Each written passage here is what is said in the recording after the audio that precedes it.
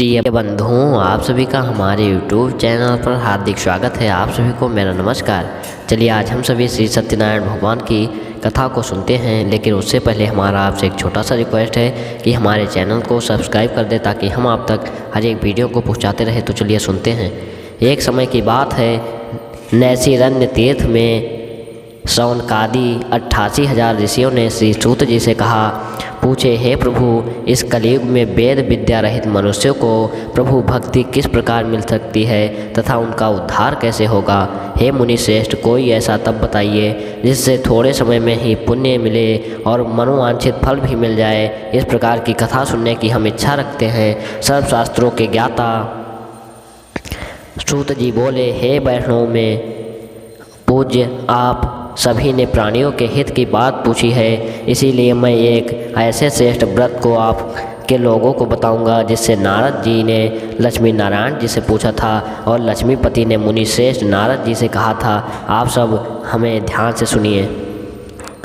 एक समय की बात है, योगी राज नारद जी दूसरों के हित की इच्छा के लिए अनेकों लोकों में घूमते हुए मृत्यु लोक में आ पहुँचे।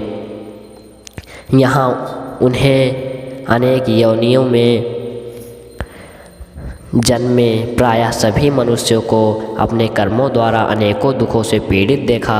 उनका दुख देखकर नारद जी सोचने लगे कि कैसा यंत्र किया जाए जिसके करने से निश्चित रूप से मानव के दुखों का अंत हो जाए। इसी विचार पर मनन करते हुए वह विष्णु लोक में गए। वहाँ वह देवों के इस नारायण की स्तुति करने लगे, जिनके हाथों में शंख, चक्र, गदा और पद्म थे, गले में वरमाला पहने हुए थे। स्तुति करते हुए नारद जी बोले, हे भगवान, आप अत्यंत शक्ति से संपन्न है। मन तथा वाणी भी आपको नहीं पा सकती।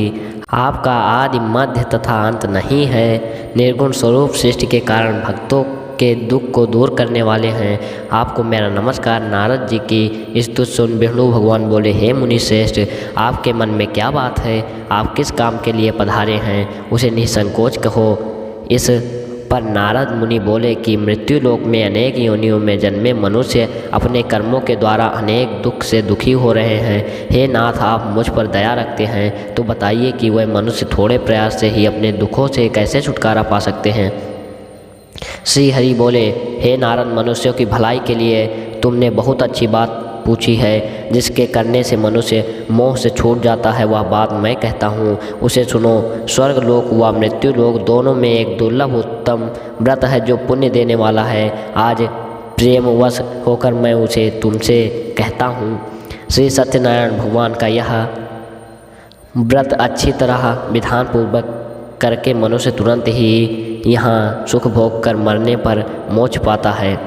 श्री हरि के वचन सुन नारद जी बोले कि उस व्रत का फल क्या है और उसका विधान क्या है। यह व्रत किसने किया था? इस व्रत को किस दिन करना चाहिए? सभी कुछ विस्तार से बताए। नारद की बात सुनकर श्री हरि बोले, दुख व शोक को दूर करने वाला, यह सभी स्थानों पर विजय दिलाने वाला है। मानवों को भक्ति व श्रद्धा के साथ शाम को श्री सत्यनारायण की पूजा धर्मपरायण होकर ब्राह्मणों व बंधुओं के साथ करनी चाहिए।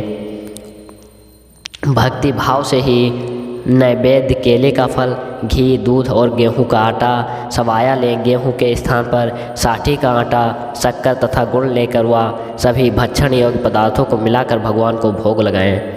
ब्राह्मणों सहित बंधु बांधवों को भी भोजन कराएं। उसके बाद स्वयं भोजन करें। भजन कीर्तन के साथ भगवान की भक्ति में लीन हो जाए। इस तरह से सत्यनारायण भगवान का यह व्रत करने पर मनुष्य की सारी इच्छाएं निश्चित रूप से पूरी होती हैं। इस कलिकाल अर्थात कलयुग में मृत्यु लोक में मोक्ष का यही एक सरल उपाय बताया गया है। इति श्री सत्यनारायण व्रत कथा प्रथम अध्याय संपूर्ण।